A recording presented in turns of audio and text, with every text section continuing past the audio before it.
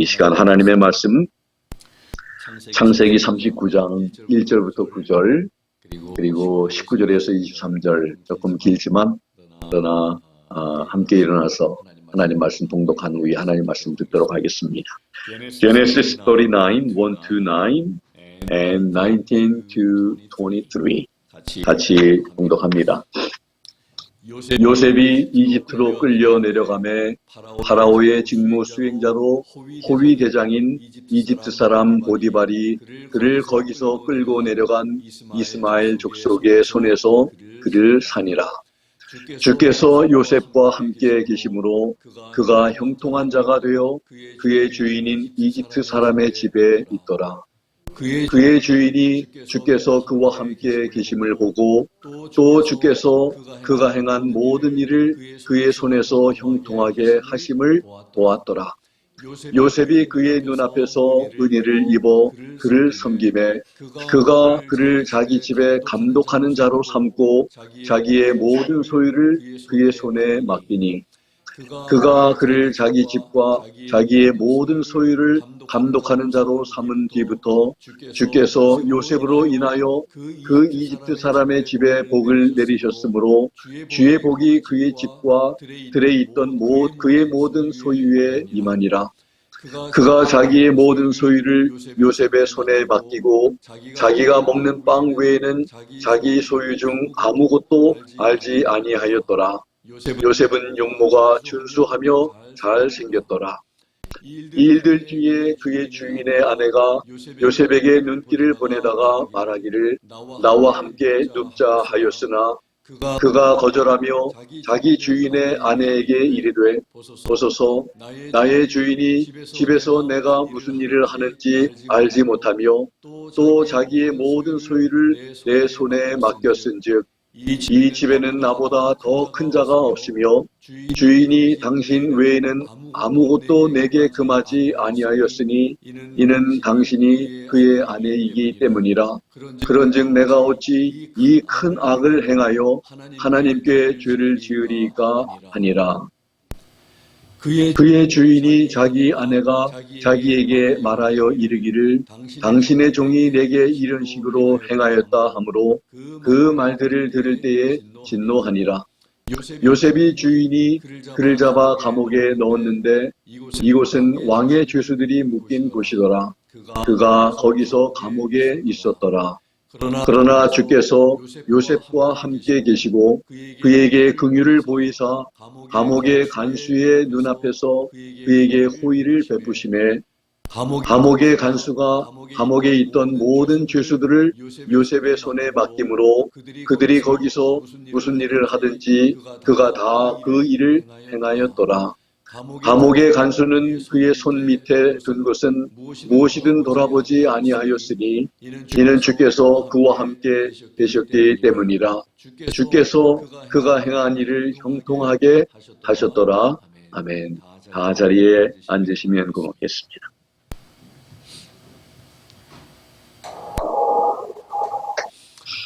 하나님 아버지, 오늘 귀한 하나님의 말씀 통해서 저희들에게 하시고자 하시는 말씀 저희들 듣기를 원합니다. 우리에게 들을 길을 허락하시고 저희들의 마음을 여셔서 하나님의 귀한 음성 잘 듣고 이해하고 우리 마음속에 새기며 그 말씀 따라 살아가는 저희들 되게 하여 주시옵소서. 예수님의 이름으로 감사드리며 기도하옵나이다. 아멘. 새해 맞아서 함께 좀 묵상하며 함께 우리가 도전받기 원하는 요셉에 관한 말씀을 오늘 듣게 되었습니다. 오늘 말씀의 제목은 형통한 요셉이다. 오늘 말씀을 봉독하면서 여러분들도 또 느끼셨는지 모르겠지만 하나님께서 함께 하셨다는 말씀이 4번이나 나오고 또 형통했다는 말씀도 여러 번 반복되고 있는 것을 우리가 또 느끼게 됩니다. 오늘 창세기에 보면 요셉에 대해서 여러 장을 할애하면서 기록하고 있는 것을 보게 됩니다. 그만큼 창세기에서 요셉이 중요한 인물로 드러나고 있겠죠. 여러분들은 요셉이라는 인물을 생각하면 어떠한 것들을 기억하시나요? 야곱은 두 아내, 요셉의 아버지죠. 나중에 하나님께서 그를 이스라엘이라고 이제 새로운 이름을 지어주시는 그 야곱. 두 아내, 라헬과 레아가 있었는데, 그리고 두 첩들을 통해서, 야곱은 12아들이 있었습니다. 야곱이 사랑하는 아내 라헬 사이에서 태어난 두 아들이 바로 요셉과 베냐민입니다. 이 야곱의 11번째 아들이 바로 요셉이고, 물론 12번째가 베냐민입니다. 야곱의 편애를 받는 아들이었습니다. 야곱은 그 아들을 다른 아들보다 더 사랑했습니다. 또 37장 2절에 보면 이 요셉은 아버지에게 이 형들이 뭐 잘못하면 보자질을 하기도 했다고 또 기록이 되어 있습니다. 아버지 야곱은 요셉에게 늘 좋은 옷을 특별하게 입혔고, 또 요셉은 아버지의 사랑을 많이 받았다고 말씀합니다. 하나님께서 요셉에게 꿈을 꾸게 해주셨습니다. 그 내용은 해와 달과 이 11별이 요셉에게 절한다는 내용이었습니다. 해는 아버지를 말하고, 또 달은 어머니를 말하고, 11별은 그 자기의 형들과 아우를 가리키는 거겠죠. 이 꿈 이야기를 듣고 형들은, 아버지는 마음속에 새겼지만 그 형들은 분노했습니다. 시기했습니다. 어떤 목사님들은 이 말씀을 가지고 나중에 요셉의 꿈이 이루어지잖아요. 그러니까 여러분들 꿈을 꾸십시오, 뭐 이렇게 하는데, 여러분 이것은 좀 잘못 이해하는 거라고 생각이 됩니다. 잘못 해석하고, 우리가 꿈을 꾼다고 해서 해와 달과 별들이 일어나서 내게 꼭 절을 한다는 이 꿈을 요셉이 꾸고 싶어서 꿨을까요? 꾸고 싶다고 해서 꿔지는 꿈이 아닙니다. 이것은 하나님이 그로 하여금 꿈을 꾸게 하셨다는 것입니다. 꿈을 통해서 하나님의 계획과 하나님의 뜻을 그에게 일러주신 것입니다. 그래서 우리는 꿈을 꾸는 것은 물론 큰 원대한 계획을 품고 살아가는 그런 것은 참 좋지만, 우리가 요셉처럼 꿈을 꾸고 싶다고 해서 꿔지는 게 아니라는 것을 생각하면 좋을 것 같습니다. 아무튼 하나님께서 요셉에게 그 꿈을 주셨습니다.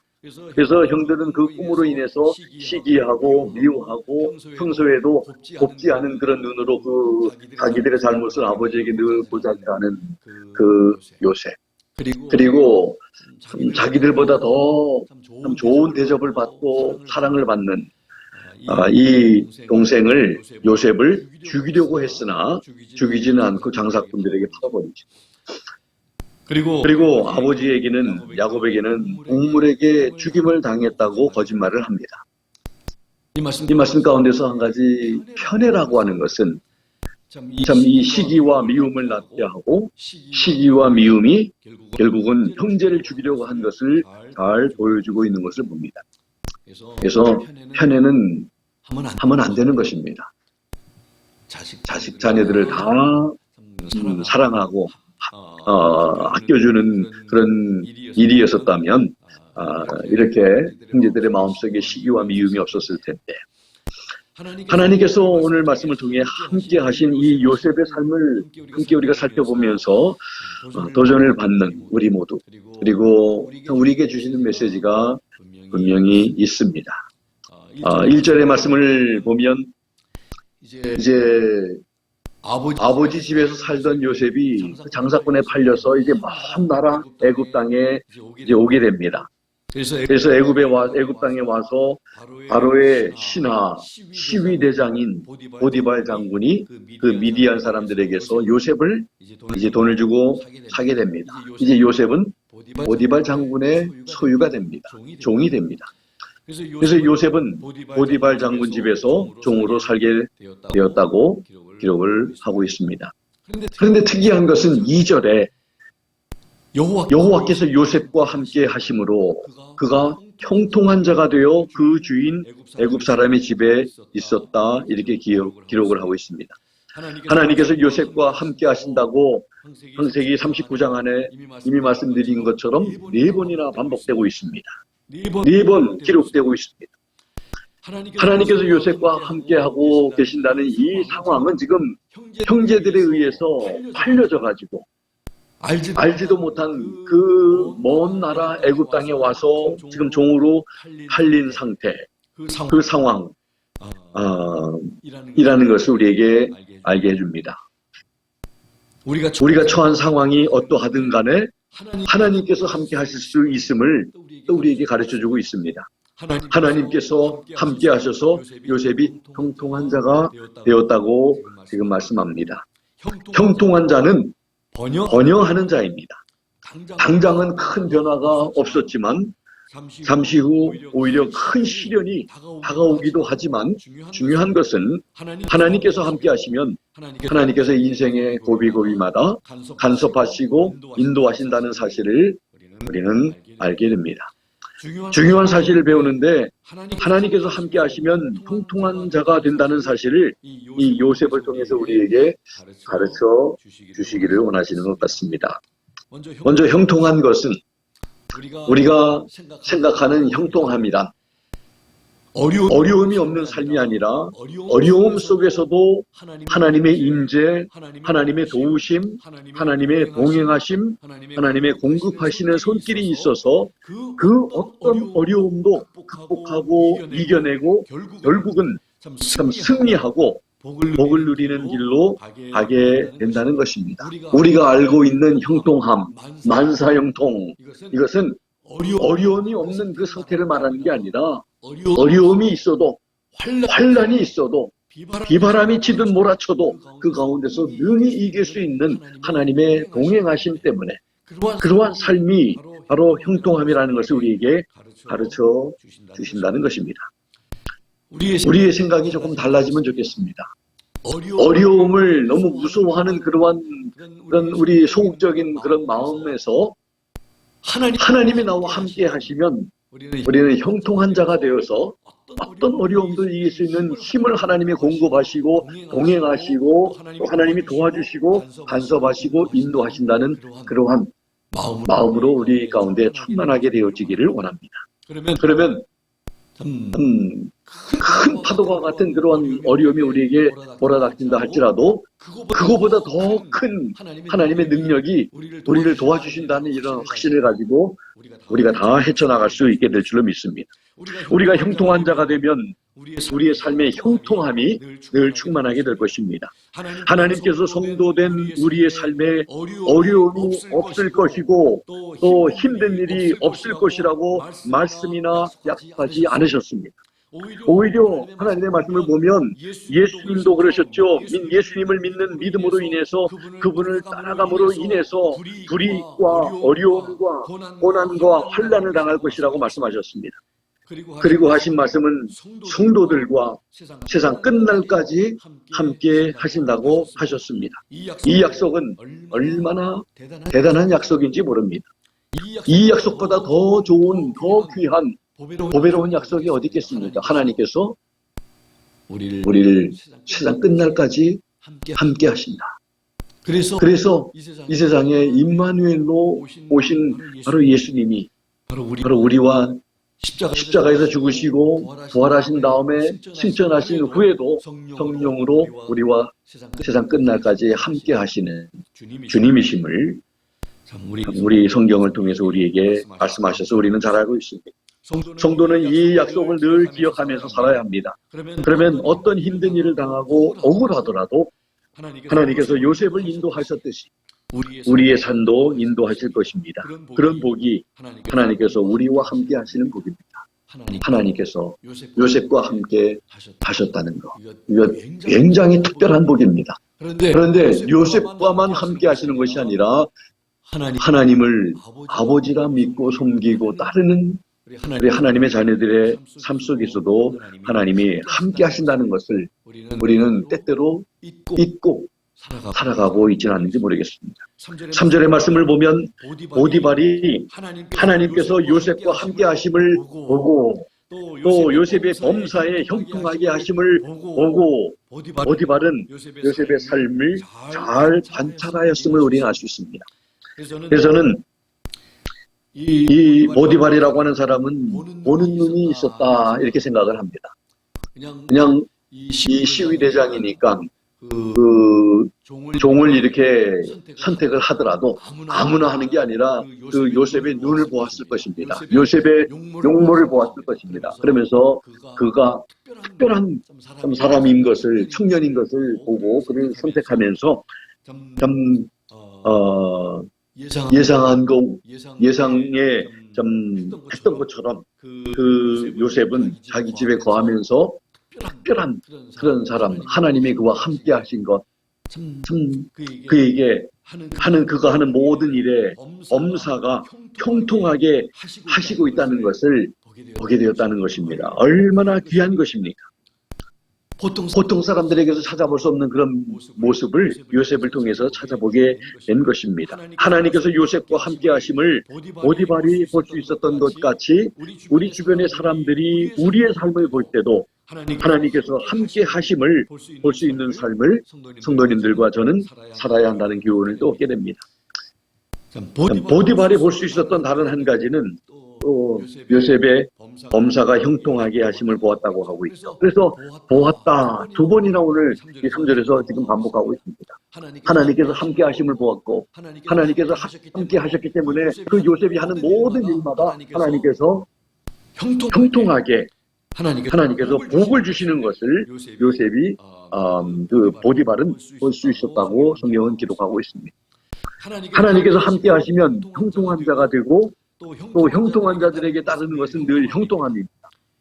형통하다고 해서 어려움이 없는 것은 아니라는 것을 우리가 잊지 말고 과정에서는 어려움도 경험하기도 하고 억울하기도 하지만 중요한 것은 그 결국은 승리하는 자로 끝까지 살아남는 자로 서게 된다는 것을 요셉의 삶은 우리들에게 잘 보여주고 있는 것입니다.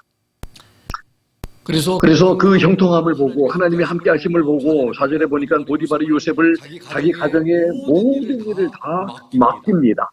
가정의 단독으로 맡깁니다. 가정 총무로 삼아서 모든 자기의 재산을 소유를 요셉에게 위임하게 됩니다. 보디발이 요셉을 신뢰하게 됨을 말씀하고 있습니다. 가정의 모든 일을 맡아 돌보도록 중요한 책임을 맡깁니다. 보디발의 소유, 그 전 재산을 요셉에게 맡겼다는 말씀입니다. 신뢰하지 않는 사람에게는 맡길 수 없는 일입니다.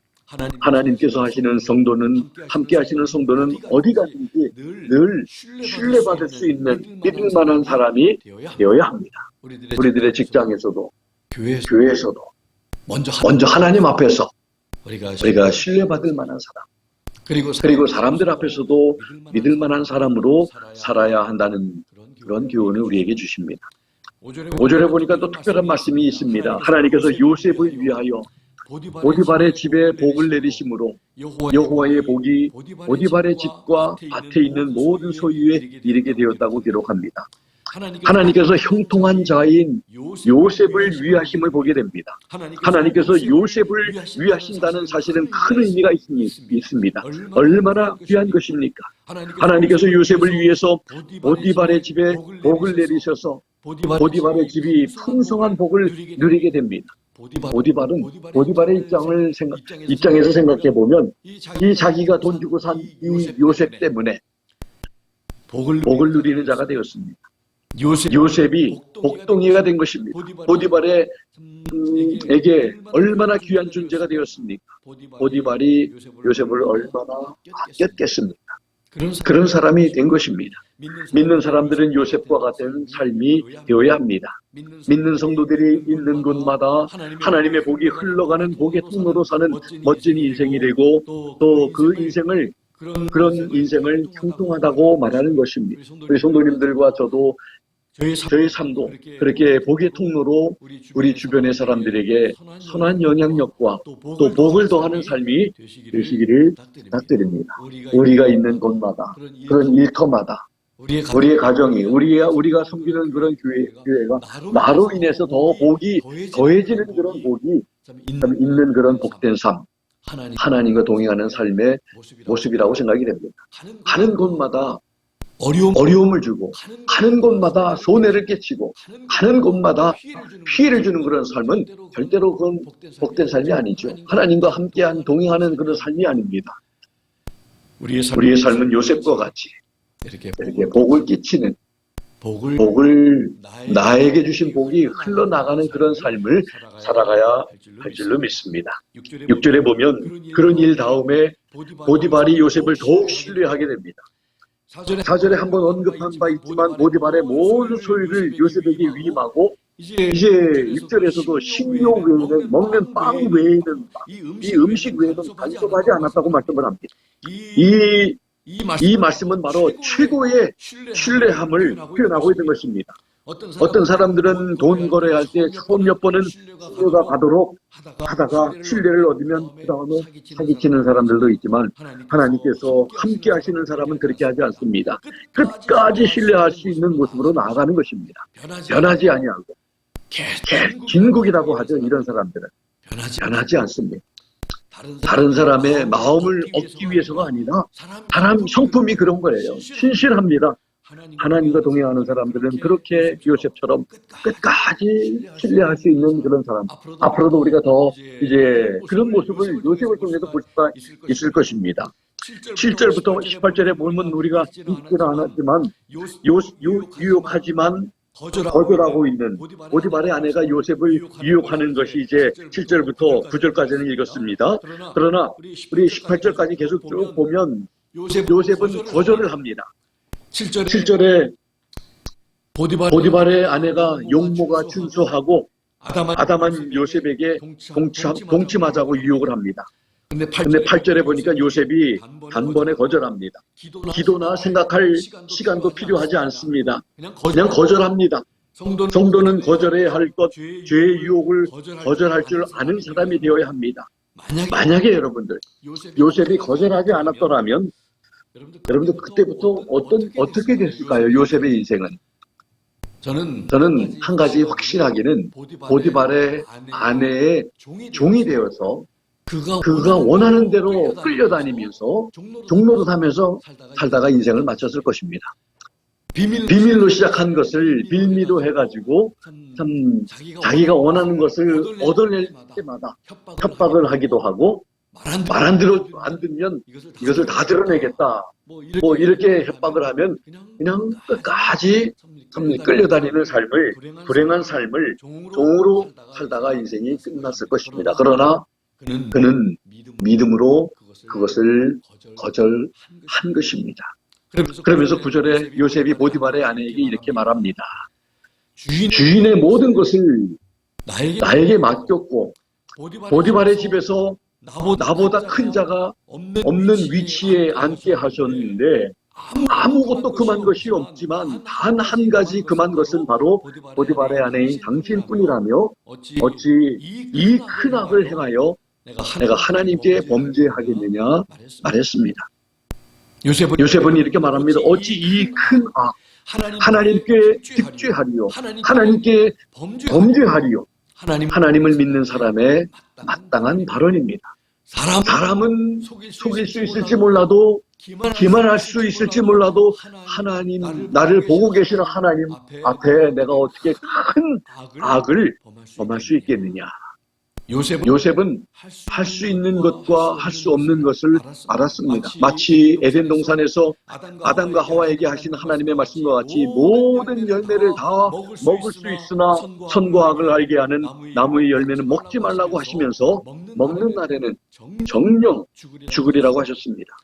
넘지 말아야 할 선이 있는데 자유가 있다고 해서 하지 말라고 한 것을 하려고 하는 마음이 바로 죄된 마음인 것입니다. 하나님이 하지 말라면 하지 말아야 하는 것인데, 여러분들 진정한 자유라는 것을 생각해 볼 때 하지 말라고 한 것을 기어코 하려고 할 때 사용한 사람들은 사용합니다. 그러나 하지 말라고 하신 것을 하지 않을 자유도 있다는 것을 기억하고 살 때에 진정한 행복과 복이 있음을 기억하여야 합니다. 요셉은 자기에게 주어진 많은 특권과 지위가 있었지만 할 수 있는 것과 하지 말아야 할 것이 무엇인지를 알고 살았습니다.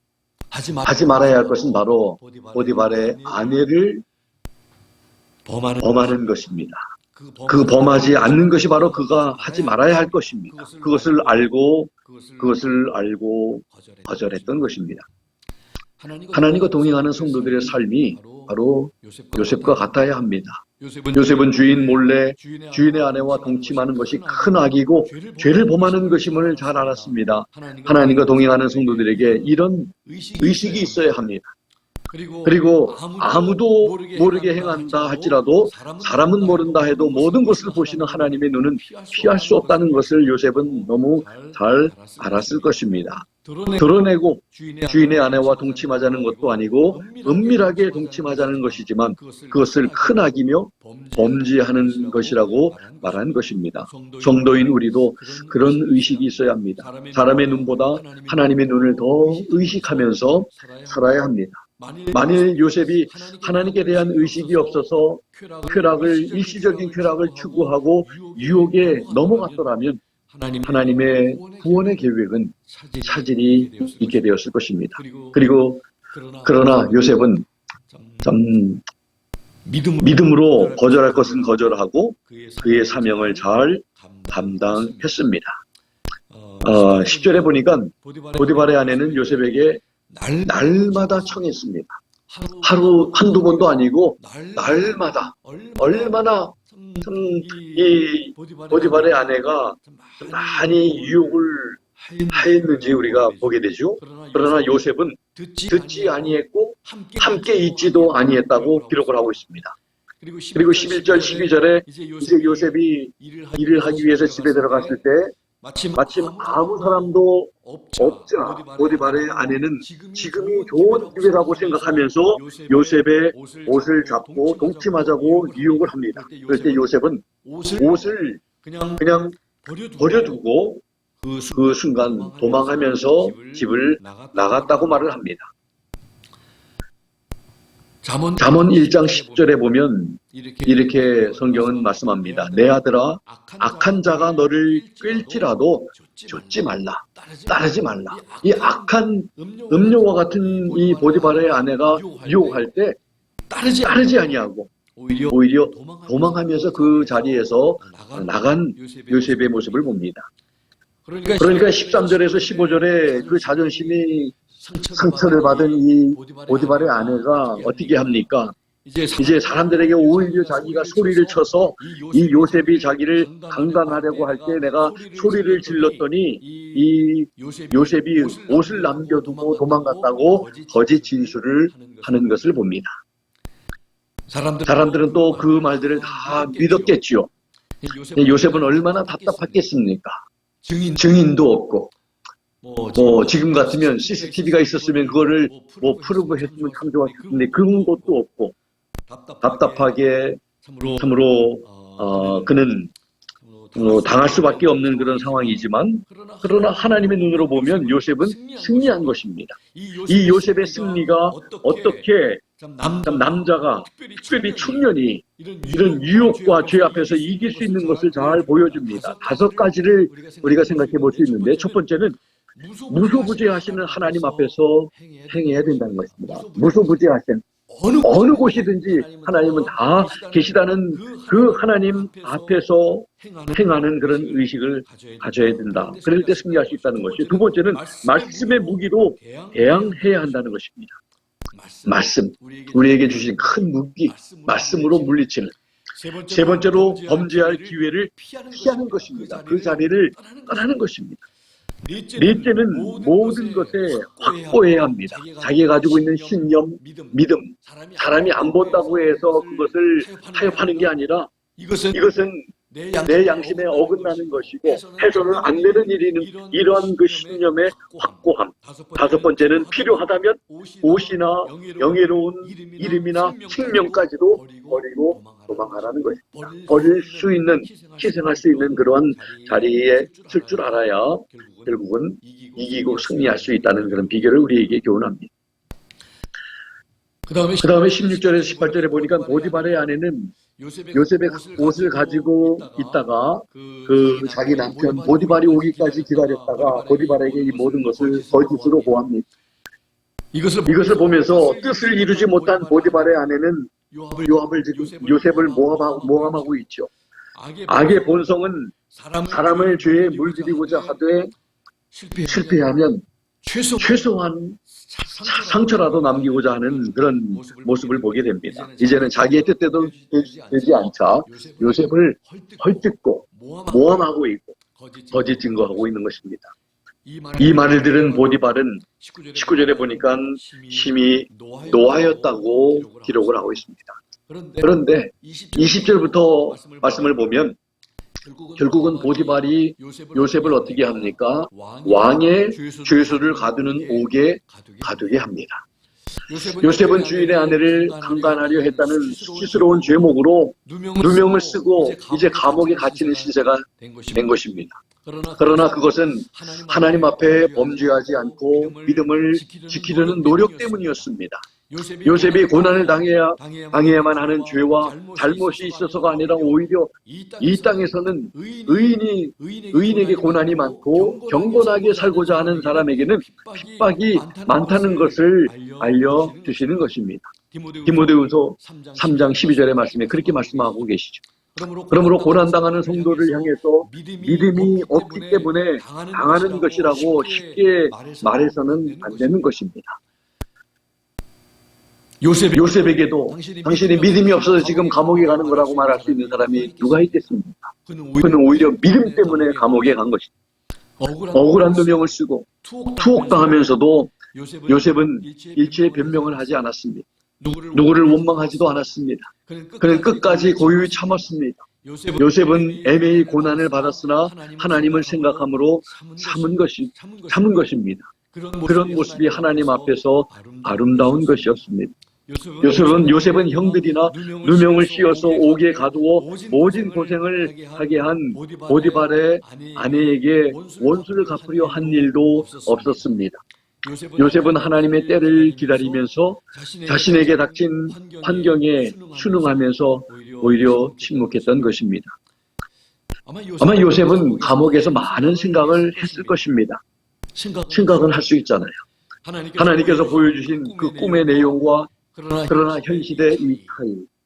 하나님이 이런 꿈을 내게 주셨는데 현실은 왜 이럴까? 그리고 하나님 주신 그 꿈이 과연 어떻게 이루어지게 될까? 궁금하면서도 기대감으로 차 있었을 것입니다. 그리고 하나님을 끝까지 신뢰하기를 멈추지 않았을 것입니다. 카일이라고 하는 주석가, 또 델리치라고 하는 주석가는 이 형벌, 감옥에 들어가게 된 이 형벌을 가벼운 형벌이라고 설명을 합니다. 그 이유는 당시의 애굽 여자들이 부도덕해서 정조관념이 굉장히 희박했다고 합니다. 애굽의 이 간음에 대한 법률은 매우 엄격해서 간음을 하려는 시도만 해도 천대의 매로 다스려졌기 때문이라고 합니다. 이러한 설명은 매우 흥미로운 해석인데 그리고 그렇게 인정할 만한 것이기도 합니다. 보디발이 이렇게 가벼운 형벌을 내린 이유는 무엇이었을까요? 그것은 보디발이 자기의 아내를 별로 신뢰하지 않았을 것이라는 것. 그래서 지금까지 또 한 다른 것은 만일 보디발이 이 요셉이 자기에게 신실하게 했던 이 종을 요셉을 희생시키지 않고자 했다는 것을 또 랑게라고 하는 이런 그 헤븐닉이라고 하는 성경학자들은 말을 했던 것입니다. 다시 말하면 보디발은 자기 아내보다 요셉을 더 신뢰했다. 만일 보디발이 요셉을 믿지 않고 그 아내를 믿었다면 여러분들 어떻게 됐을까요? 요셉을 감옥에 넣지 않고 그냥 죽음에 처하도록 했을 것입니다. 그냥 사형에 처하는 것이지 감옥에 그것도 왕의 그런 그 죄수를 가두는 옥에 들여보내지 않았다는 것입니다.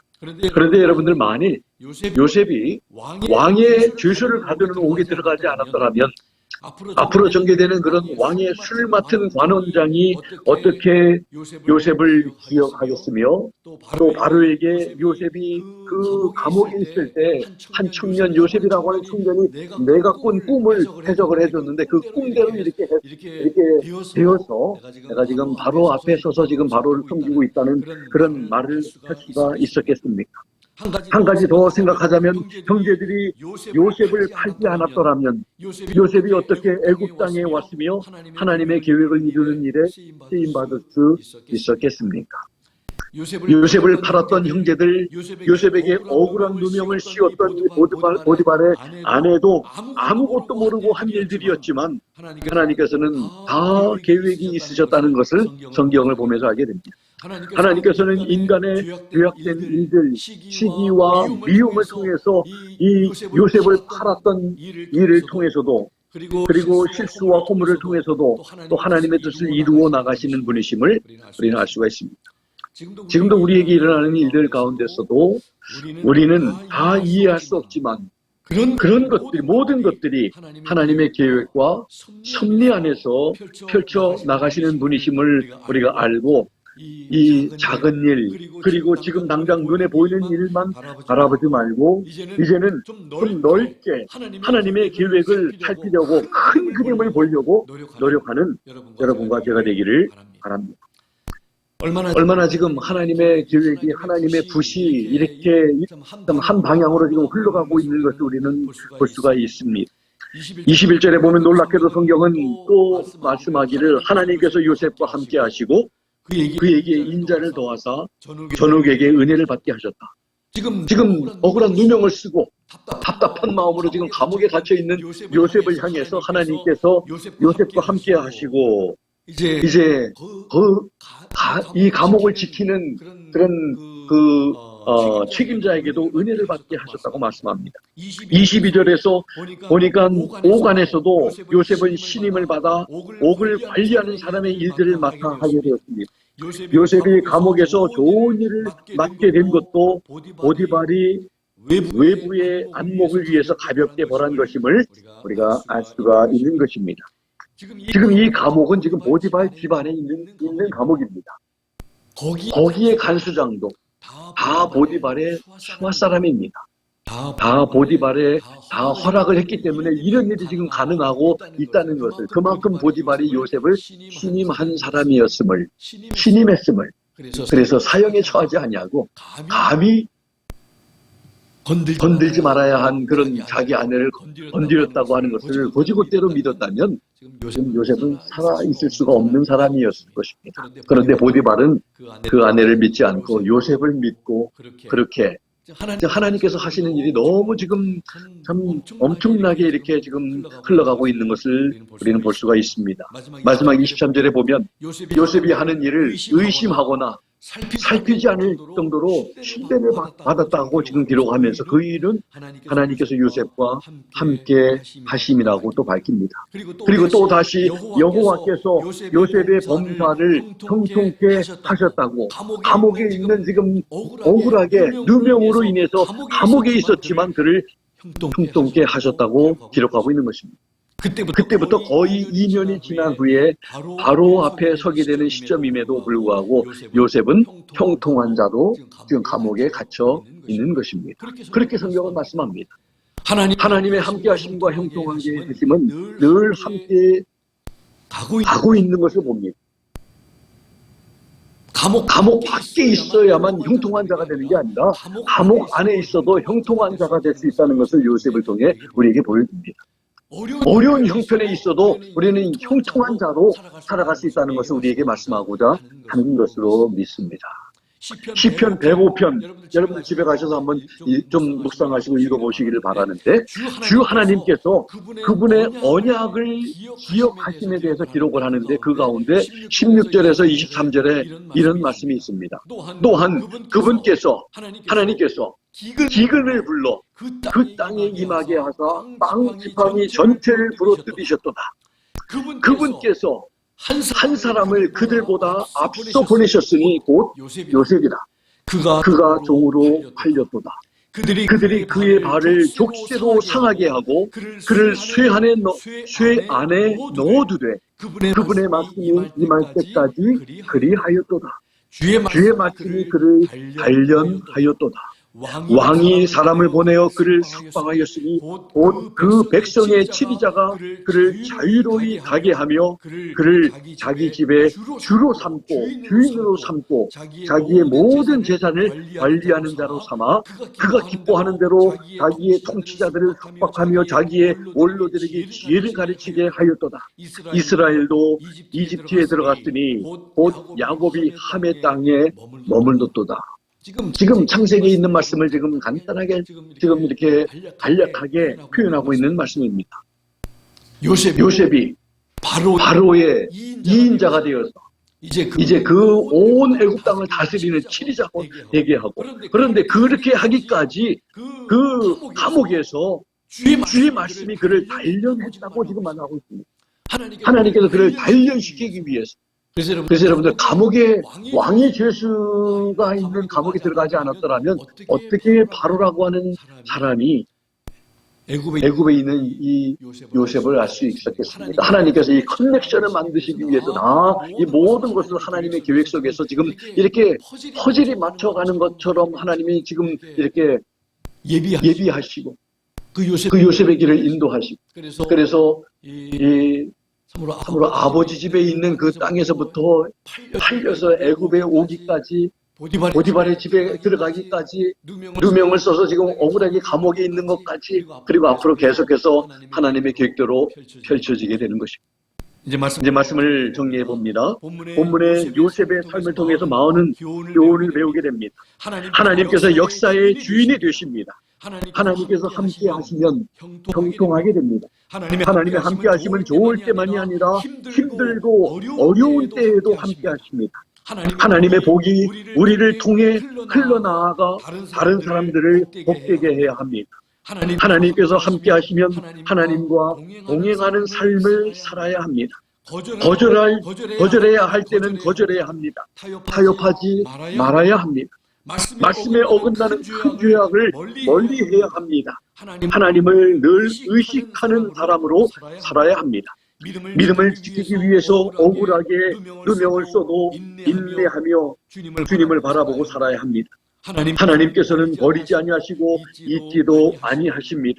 하나님은 마치 우리의 눈에 지금 당장 보이지 않으시지만 인생의 파트너로 그분의 계획에 따라 우리의 걸음을 인도하시는 분이심을 알고 살아야 합니다.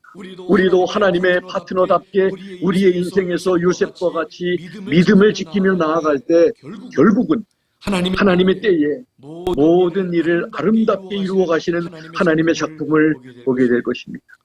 우리에게는 때로 어려움과 이유를 알 수 없는 환경이 주어지더라도 잘 참고 견디면서 하나님을 바라보며 나아갔던 요셉과 같이 우리의 믿음이 변질되지 아니하고 우리의 믿음과 또 하나님과의 동행의 삶을 끝까지 잘 지켜내어서 하나님의 뜻을 이루며 또 하나님과 함께 기뻐할 수 있는 우리 성도님들과 제가 될 수 있기를 예수 그리스도 이름으로 부탁을 드립니다. 기도하겠습니다. 우리 함께 기도하면 좋겠습니다.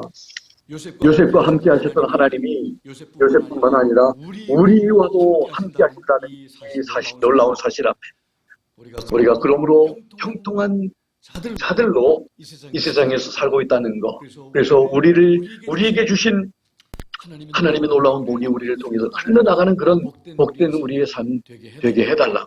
우리의 믿음이 또 담대한 믿음이 되도록 변질되지 아니하고 타협하지 아니하고 믿음을 잘 지키고 그렇게 살아가는 믿음의 사람들로 세워달라고 하나님 앞에 우리 함께 기도하면 좋겠습니다. 같이 합심해서 기도합니다. 하나님 아버지 감사합니다. 오늘 형통했던 요셉처럼 하나님께서 함께 하시면 형통하게 되는 줄로 믿습니다. 아버지, 우리에게 담대함이 필요합니다. 용기가 필요합니다. 거절할 줄 아는 그런 용기도 필요합니다. 아버지, 우리는 거룩하게 하시고 성결하게 하시고 담대하게 하셔서 믿음을 끝까지 잘 지켜나가는, 그래서 우리에게 주신 하나님의 복이 우리를 통해서 흘러나갈 뿐만 아니라 우리 주변의 사람들이 우리의 삶을 보면서 하나님께서 우리와 함께 하심을 알아차릴 수 있는 그런 복된 삶 살아갈 수 있게 하여 주시옵소서. 그런 능력의 삶 살게 하여 주시옵소서. 하나님의 은혜와 하나님의 동행하심과 하나님의 임재가 우리 늘 함께 하셔서 참으로 빛을 발하게 하여 주시고, 아버지 하나님, 우리의 얼굴에서, 우리의 말에서, 우리의 행동에서 주님이 드러날 수 있도록 하나님 도와주시기를 간절히 빌고 원합니다. 아버지, 그렇게 해주시기를 원합니다. 우리의 믿음을 강하게 해주시기 원합니다. 또 연약한 우리 지체들, 또 강한 하나님의 놀라운 아버지 하나님 치료의 광선을 보여주셔서 다 말씀이 낳는 놀라운 역사가 있게 하여 주셔서 하나님을 드러내게 하여 주시고, 하나님을 영화롭게 하여 주시고, 아버지 하나님, 많은 하는 사람, 하나님을 모르는 사람들에게도 아버지 하나님 그 놀라운 하나님의 역사하심이 증거되어지고, 아버지 하나님 그들에게 전파되어질 수 있도록 아버지 하나님 사용해 주시옵소서. 감사드리며 예수님의 이름으로 이루어드리옵나이다. 아멘. 주신 말씀 생각하면서 우리 다 자리에서 일어나셔서 찬송가 359장 예수가 함께 하시니 우리 같이 찬양하겠습니다.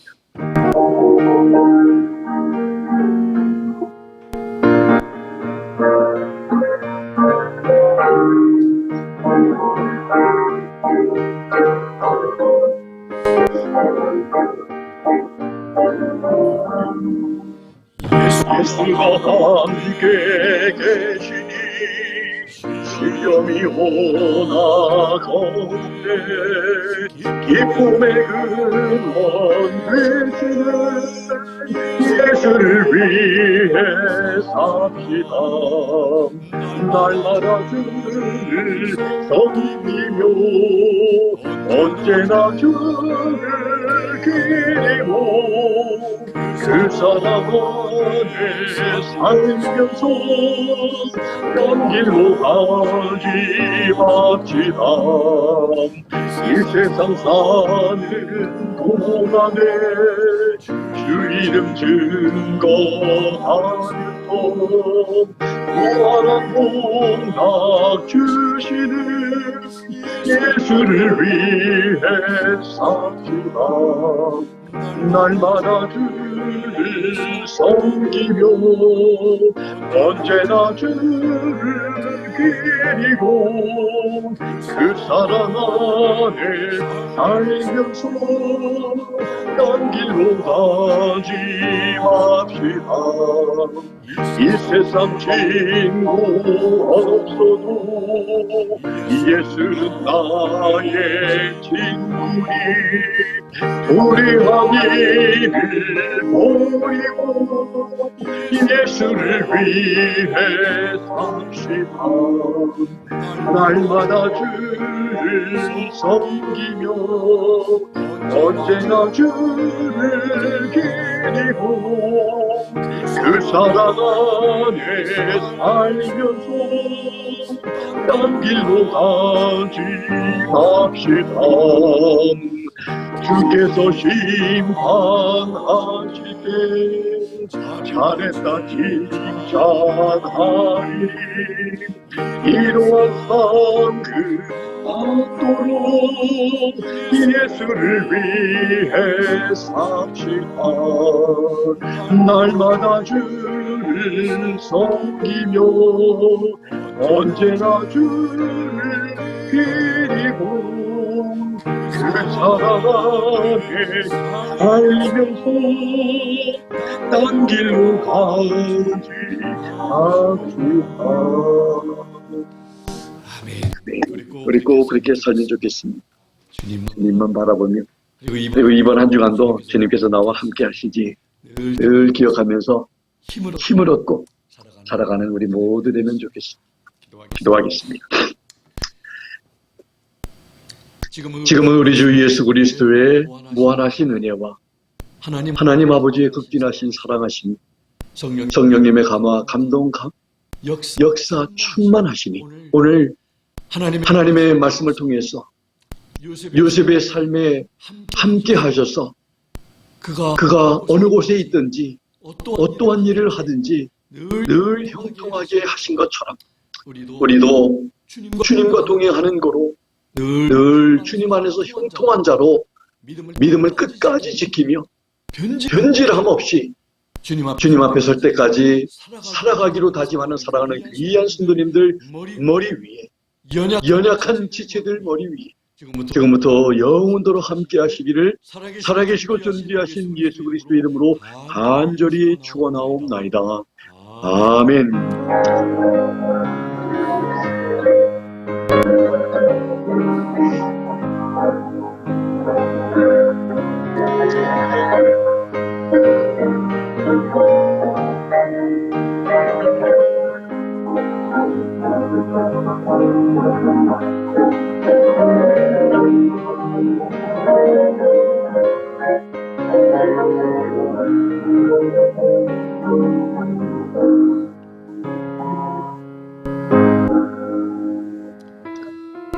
이제 서로 인사들 나누시면서 자유롭게 귀가하시고 또 이번 한 주간의 삶이 우리 주님과 서로 긴밀하게 동행하는 복된 삶 되시기를 바랍니다.